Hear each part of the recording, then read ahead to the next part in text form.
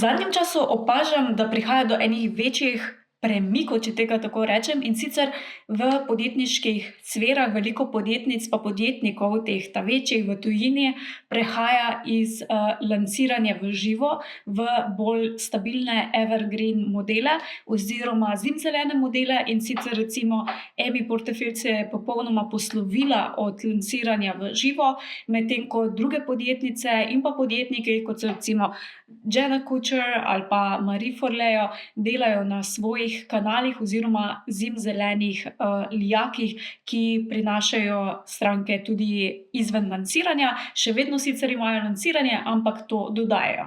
In zakaj ni čisto naključje, v tej epizodi ti pokažem, kaj sem jaz ugotovila in kam predvidevam, da gre prihodnost, zato da mogoče tudi tebi olajšam delo, da veš mogoče, kaj bi bilo fajn v tvojem poslu dodati in pa kaj mogoče tudi opustiti.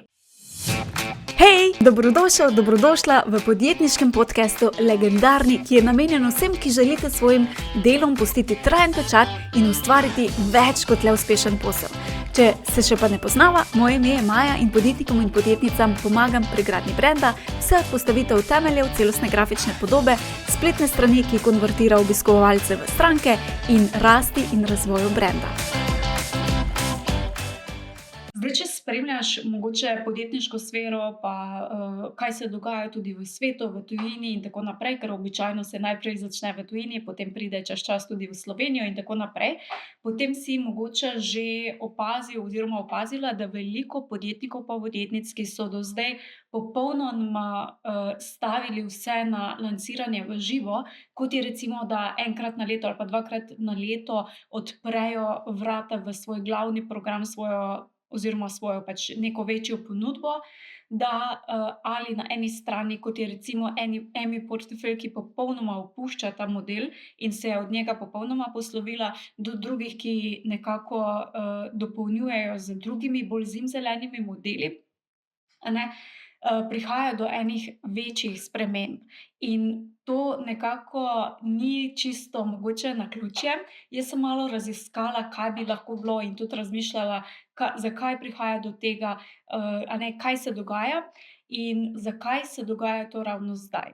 In če pogledamo, kaj se dogaja, kaj imamo na voljo, a ne, ko prihaja veliko umetne inteligence, ko smo nabiti z vsemi informacijami, ko nam iz vsakega kota nekdo nekaj ponuja in tako naprej, smo velikokrat lahko, če temu tako rečemo, lahko že digitalno prav utrujeni, a ne, od vseh teh prenasičenosti, vseh informacij.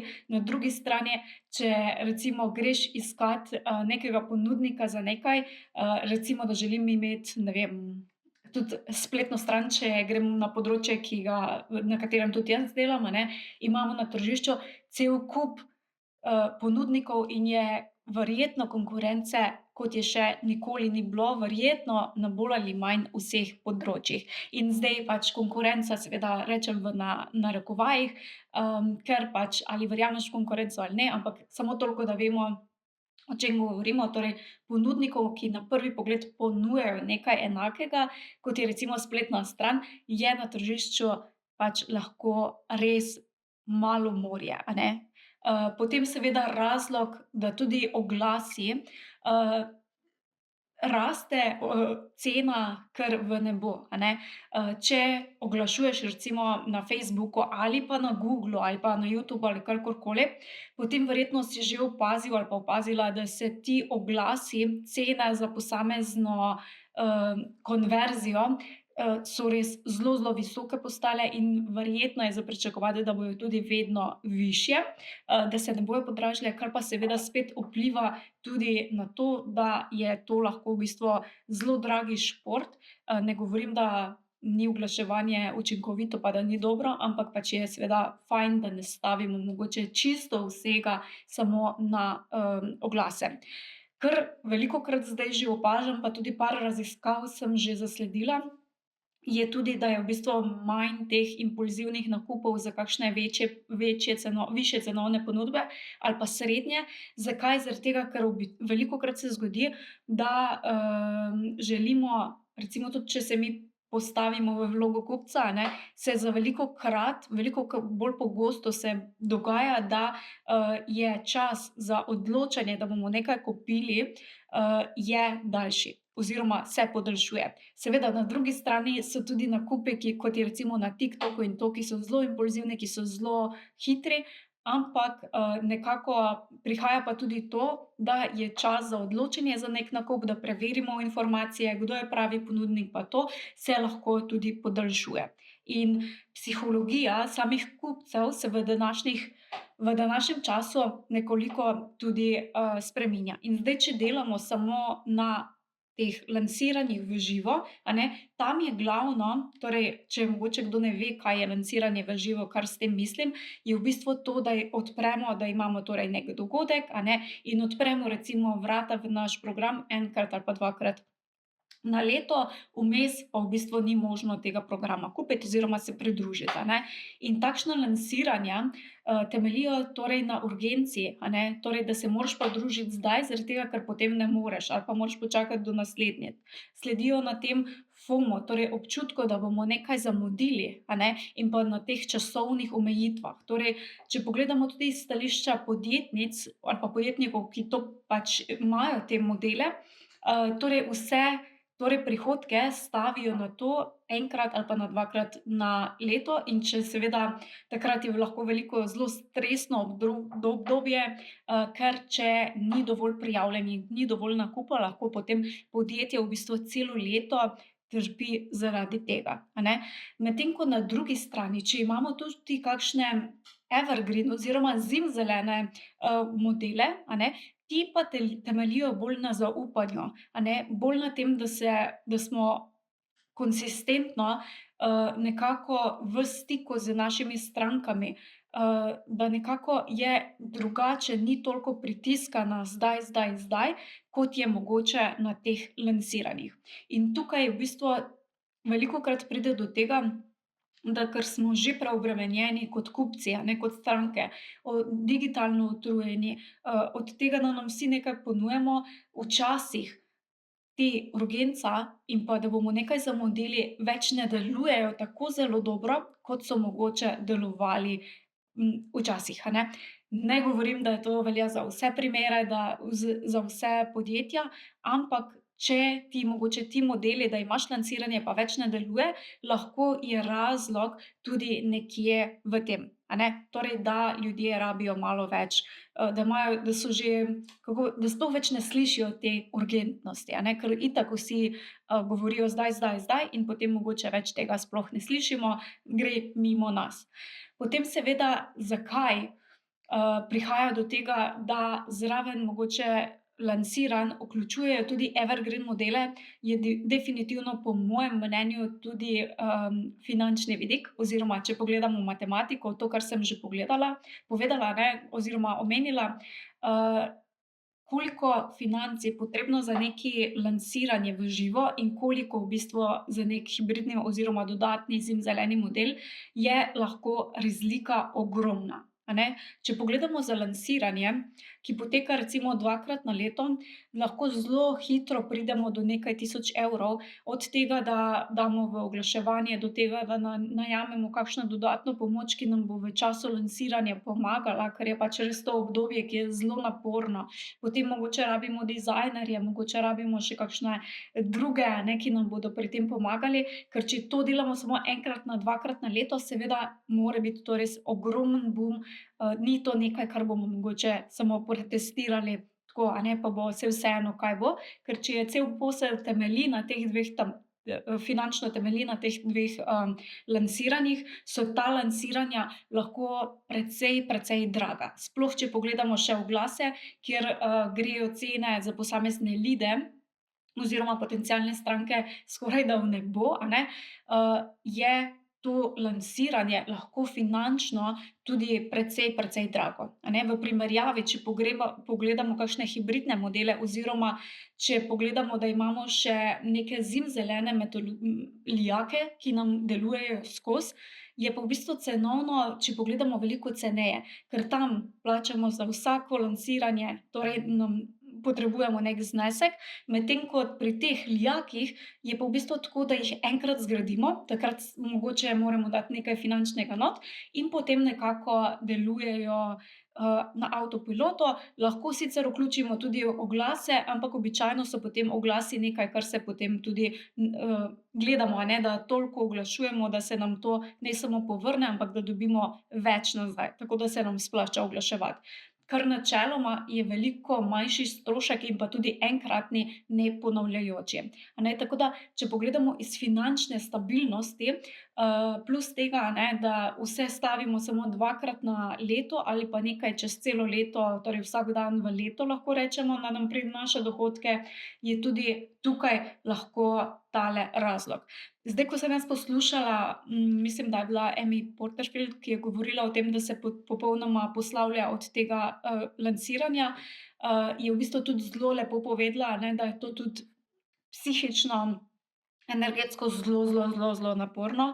In ja, se popolnoma strinjam, je sicer zabavno tisti delček ali pa ko je mogoče predavanje ali pa druženje v živo, a ne, ampak pri lansiranju je veliko še drugih elementov, na katere je treba paziti, jih je treba pogledati, je treba maile napisati, je treba pogledati ponudbe, je potrebno strani, se je potrebno odgovarjati na sporočila. Skratka, je cel kup v ozadju nekega dela, kjer če nimaš res ogromne ekipe, ti lahko vzame ogromno, ogromno časa in pa energije. Torej, to je lahko definitivno stresno obdobje in če se na njega ne pripraviš okej ali pa res dobro pripraviš, a ne, meni se je to že velikokrat zgodilo, da sem imela lansiranje, pa nisem takrat čisto spraznila urnika, a ne, in se posvetila samo tistega, ampak sem imela mogoče še kakšne plane zraven, je to bilo res, res zelo, zelo, zelo naporno. Tako da popolnoma razumem, da je tudi ta vidik, a ne, sploh če to delaš leta in leta,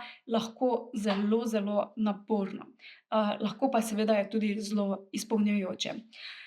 In sicer ni pa seveda zdaj, da ne bo kdo razumel, a ne, ne govorim o tem, da lansiranja ni, da se več ne uporabljajo ali pa da jih čisto opustimo. Še vedno, če pri tebi in v tvojem poslu lepo delujejo, lahko jih mogoče kombiniraš še s kakšnimi evergreen modeli. Po mojem mnenju v bodoče, kar jaz nekako vidim za bodoče oziroma predvidevam, da se bo dogajalo, bodo v bistvu vedno bolj v igro prihajali ti hibridni modeli, ker ne bo samo lansiranje, ampak bo lansiranje plus zimzeleni elementi, in če to združimo, v bistvu lahko imamo seveda nekaj zelo čudovitega. Zakaj ne samo mogoče zimzeleni zadeve? Zaradi tega, ker ne prinašajo pa zimzelene zadeve toliko mogoče enkratnih dohodkov kot mogoče lansiranje, a ne, imamo lansiranje, dobimo lahko a ne, veliko dohodkov in smo super fajn, pri lansiranjih pa je pač običajno konverzija tudi malenkost nižja, ker pač je vse, a ne, zimzeleno, in je to čisto normalno in pa seveda tudi ni tistih navalov, razen če imamo mi kakšne posebne kampanje, kar pa seveda lahko vključimo oziroma razumemo kot lansiranje, kot te mini kampanje, in potem se to zelo lepo združi, a ne.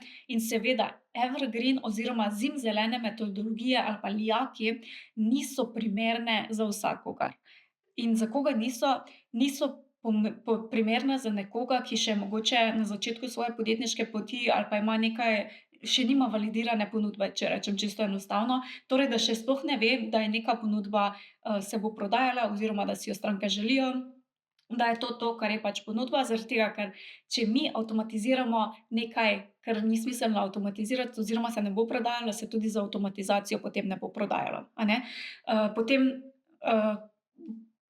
ni idealno tudi, torej, če nimaš validirane ponudbe, če nimaš nekih dokazov, da ta ponudba tudi deluje, če nimaš jasne transformacije, ki jo tvoja ponudba prinaša, ali pa tudi fajn je, da če nimaš vsaj enega uspešnega launcha, a ne, zdaj lansiranja, torej če je to neka čisto nova ponudba, ki še ni na trgu, pa jo ti, pa sploh, če je to nekaj srednje ali pa višje cenovnega in jo ti takoj avtomatiziraš, zimzeleno narediš, je v bistvu zelo nevarno, da to ne bo delovalo, a ne. In to je ena izmed tudi teh nevarnosti, ki vidim, da se pogosto zgodi pri tem, ko razumemo, ko gledamo zimzelene lijake.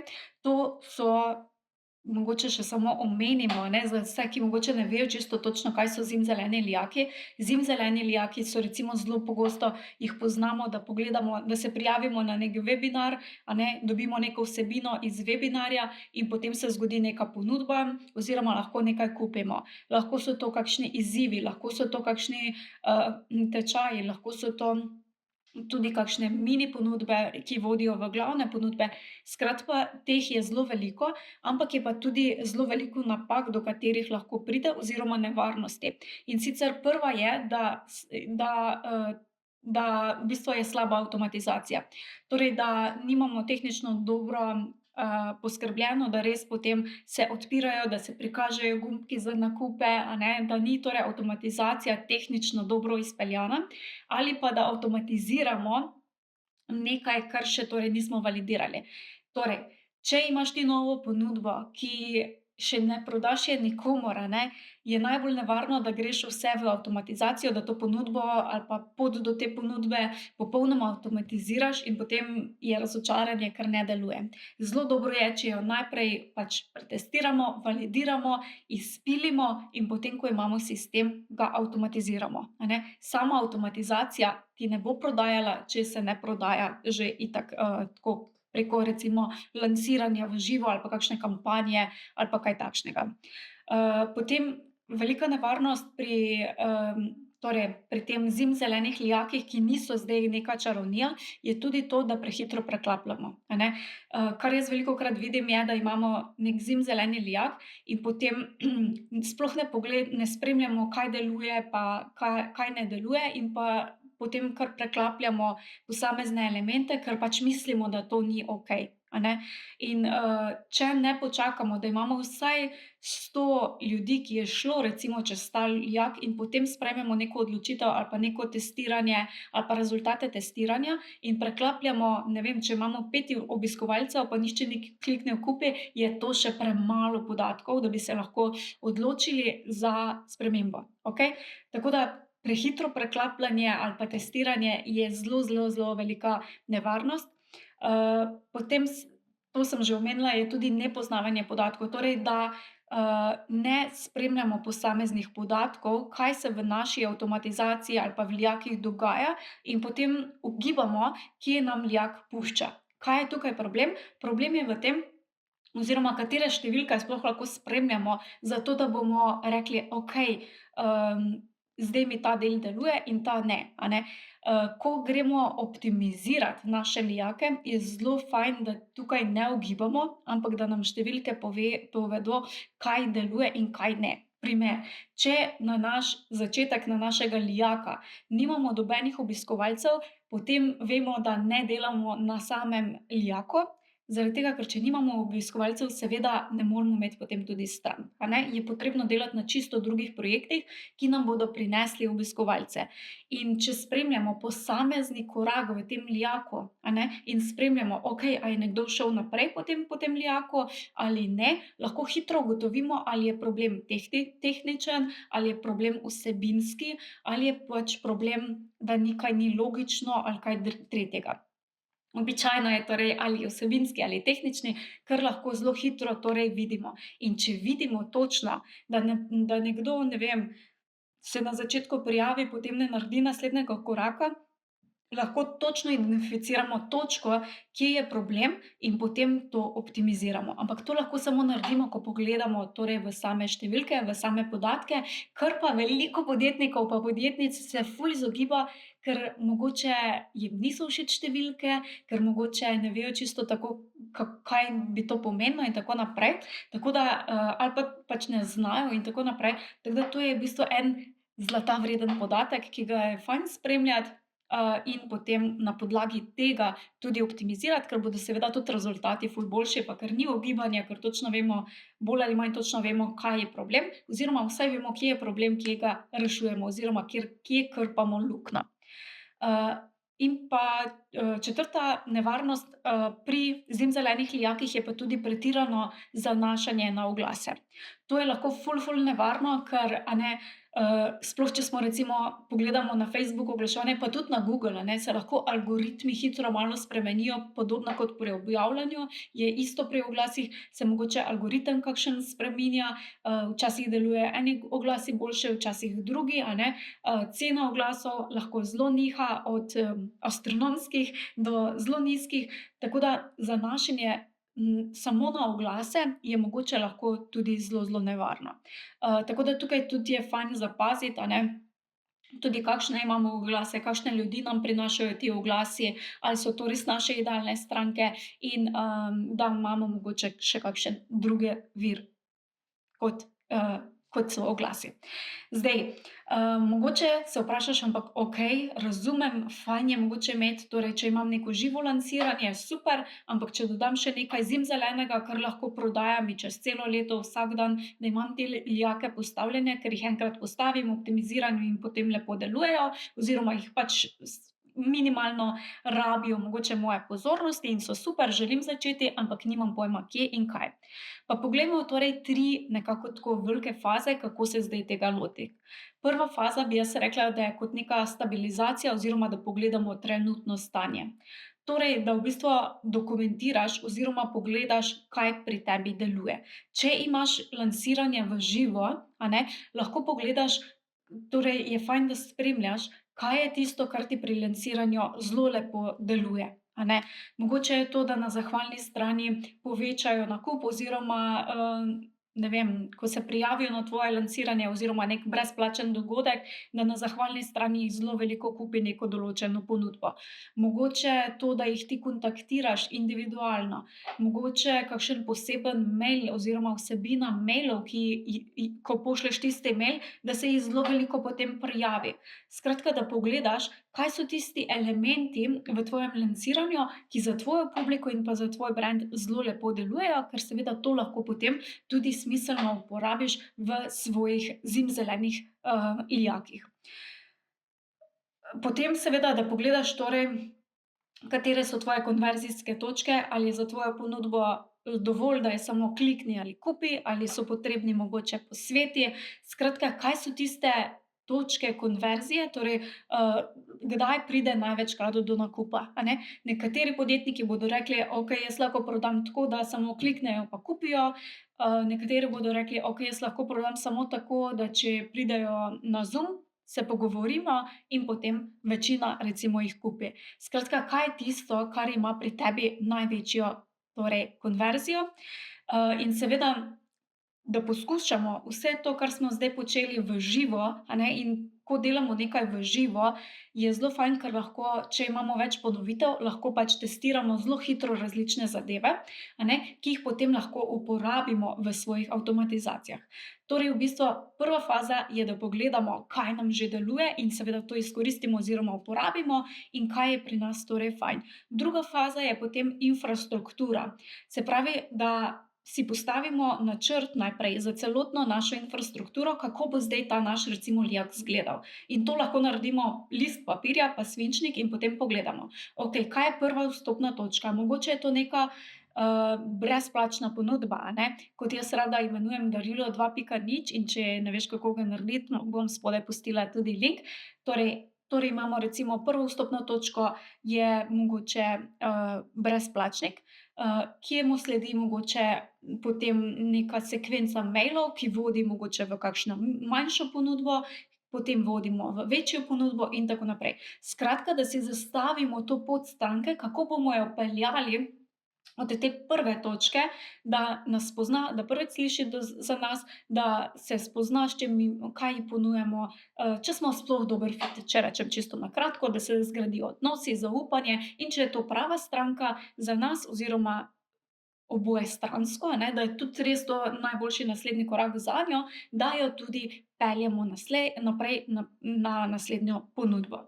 Se pravi, naredimo si celoten, mehanizem oziroma na list papirja si lahko čisto enostavno napišemo, kako bomo zdaj to naredili, in seveda ne pozabiti tudi, če je naša prva točka oziroma če smo govorili o brezplačniku, a ne, razmisliti tudi, kako bomo zdaj ljudi pripeljali do teh brezplačnikov, kaj bojo naši kanali, preko katerih bojo. Ali bojo to objave na družabnih omrežjih, je lahko okej, lahko so oglasi, lahko je naš blog, lahko je to, da se bomo naredili mogoče kakšne promo partnerje pa sklenili sodelovanja, lahko so mogoče kakšni posebni dogodki, skratka, tukaj je možnosti veliko, ampak fajn je, da si izberemo recimo vsaj 2 do 3 neke kanale, na katerih bomo delali in potem seveda lahko še dodajamo.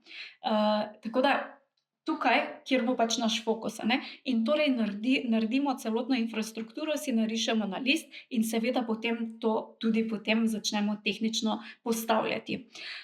Zdaj, če je tvoj pomislek, ampak okej, Maja, kako zdaj jaz te lijake postavim, to je nočna mora. Če te zanima več, kako lahko tehnično ti jaz pomagam pri postavitvi samo teh lijakov in če imaš WordPress spletno stran, lahko bom spodaj pustila tudi link za ene lijake, kjer ti lahko jaz ali pa moja ekipa postavimo torej, sistem, ki ga potem samo tehnično sistem, ki ga potem samo uporabljaš in pa zraven so tudi navodila in kako uporabljaš in vse ostalo. Tako da okej, imamo torej infrastrukturo, ki vsebuje torej posamezne, koščke in pa potem seveda so tukaj še mailing liste in, mailing sekvence in tako naprej, ki vodijo iz enega recimo lijaka v drugega, mostove iz ene ponudbe v drugo, in ko imamo vse to zrisano, seveda to tudi implementiramo. In okej, zdaj si predstavljaš, da imamo torej predstavljeno to en takšen evergreen, oziroma zimzeleni lijak, ki nam dela torej vsak dan, ne glede na to, ali je praznik, dopust, vikend, dežuje, sneži, karkoli, a ne, je to fantastično. Ampak manjka nam pa še potem tretja faza, o kateri sem že govorila, in tretja faza je optimizacija. Običajno, zdaj razen če imamo zelo ogromno podatkov in že točno vemo, kje nam kaj deluje in potem samo to skupaj damo, lahko imamo že lijak, ki nam bo zelo lepo deloval, ampak največ podjetnikov oziroma običajno vsi, oziroma vedno priporočam, a ne, je tudi potrebna tretja faza, to je optimizacija. Ampak ta optimizacija pa ti vzame zelo malo časa. To pomeni, da torej spremljamo, kar sem že prej govorila, a ne, da spremljamo številke, recimo enkrat na mesec pogledaš, kakšne so številke za posamezni korak v tem, lijaku in potem gledaš, kaj bi se dalo mogoče pretestirati, kaj bi se dalo izboljšati, ali je lahko mogoče, zakaj naredim AB test, kaj boljše deluje, kaj prinaša več strank, kaj prinaša večje konverzije in tako naprej. In seveda potem sčasoma lahko ta lijak zelo lepo optimiziraš, zato da ti res lepo ogreva in prinaša, stranke od hladnih skeptikov do navdušenih kupcev. Tako da če čisto, nekako povzamem, a ne, oziroma naredim en povzetek, prihaja torej do enih premikov že malo večjih, in sicer, da je lansiranje lahko še vedno super, mehanizem, ki ga uporabljaš, definitivno pa je fajn za razmisliti, da dodamo v svoj posel mogoče tudi kaj bolj zimzelenega, kak zimzeleni mehanizem, kot so lijaki, zaradi tega, ker nam potem, brez našega dodatnega nekega časa in pa da moramo nenehno pač nekaj delati, a ne, nam lahko gradijo zaupanje, prinašajo stranke, jih ogreva in tako, in ne stavimo v bistvu samo na to, da bomo lansirali 2-krat na leto in da je posel naš odvisen samo od tega. Tako da to sem danes želela podeliti, ker se mi je zdela taka ena zanimiva tematika, ki lahko mogoče spremeni pogled na kakšno delovanje v tvojem poslu, ga naredi bolj uspešnega in pa bolj stabilnega. Tako da, evo, hvala ti za danes. Če imaš kakšno mnenje, kakšno vprašanje, karkoli, mi lahko zapišeš spodaj. Če želiš torej zgraditi svoj lijak, pa ga nimaš, pa se tehnično ne želiš s tem ukvarjati, bom spodaj pustila link, da pogledaš, kako. Uživaj in se vidimo naslednjič. Hvala za tvoj čas in pozornost. Če ti je bila epizoda všeč, te vabim, da se naročiš na podcast v najljubši aplikaciji, kjer poslušaš podcaste, in tako ne zamudiš naslednje epizode. Vesela bom tudi povratne informacije, kako ti je bila epizoda všeč in česa si želiš več. Hvala ti in naredi si čudovit dan.